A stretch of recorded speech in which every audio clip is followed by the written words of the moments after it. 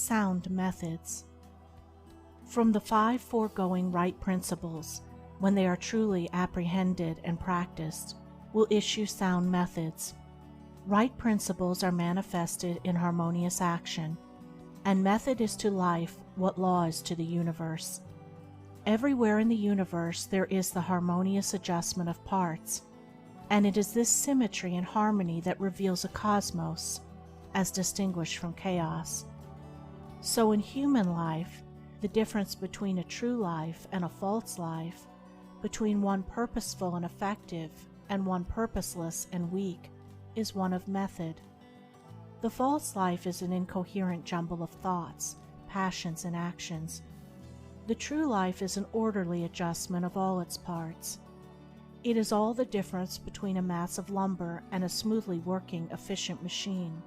A piece of machinery in perfect working order is not only useful, but an admirable and attractive thing.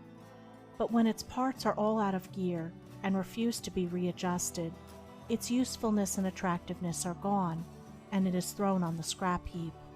Likewise, a life perfectly adjusted in all its parts, so as to achieve the highest point of efficiency, is not only a powerful life, but an excellent and beautiful thing, whereas a life confused, inconsistent, discordant, is a deplorable exhibition of wasted energy.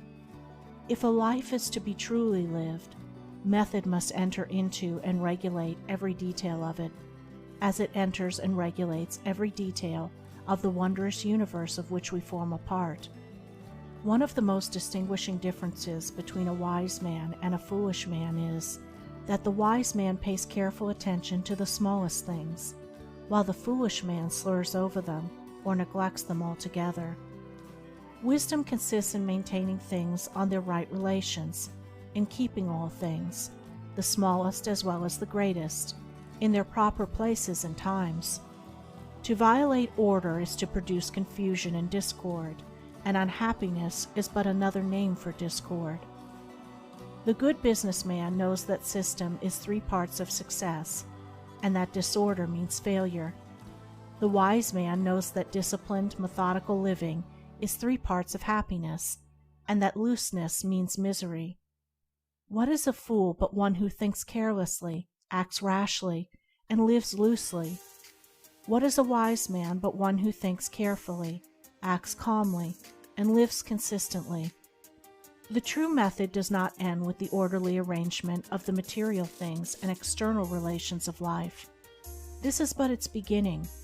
It enters into the adjustment of the mind, the discipline of the passions, the elimination and choice of words and speech, the logical arrangement of the thoughts, and the selection of right actions. To achieve a life rendered sound, successful, and sweet by the pursuance of sound methods, one must begin, not by neglect of the little everyday things, but by assiduous attention to them.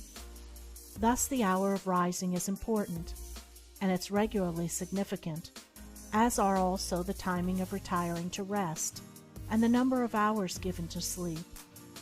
Between the regularity and irregularity of meals, and the care and carelessness in which they are eaten, is all the difference between good and bad digestion, with all that this applies, and an irritable or comfortable frame of mind, with its train of good or bad consequences.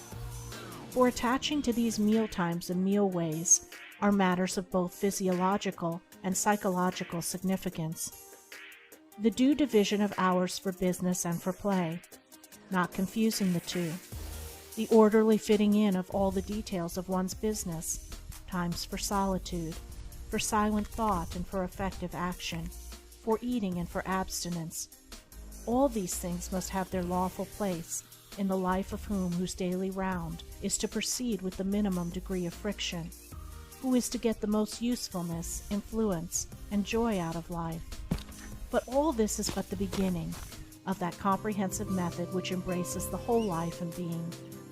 When this smooth order and logical consistency is extended to the words and actions, to the thoughts and desires, then wisdom emerges from folly, and out of weakness comes power sublime. When a man so orders his mind as to produce a beautiful working harmony between all its parts, then he reaches the highest wisdom, the highest efficiency, the highest happiness. But this is the end, and he who would reach the end must begin at the beginning. He must systematize and render logical and smooth the smallest details of his life, proceeding step by step toward the finished accomplishment. But each step will yield its own particular measure of strength and gladness. To sum it up, method produces that smoothness which goes with strength and efficiency. Discipline is method applied to the mind. It produces that calmness which goes with power and happiness. Method is working by rule. Discipline is living by rule.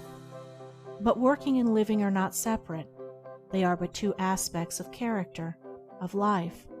Therefore, be orderly in work, be accurate in speech, be logical in thought. Between these and slovenliness, inaccuracy and confusion, is the difference between success and failure, music and discord, happiness and misery. The adoption of sound methods of working, acting, thinking, in a word, of living, is the surest and safest foundation for sound health, sound success, sound peace of mind. The foundation of unsound methods will be found to be unstable, and to yield fear and unrest even when it appears to succeed, and when its time of failure comes.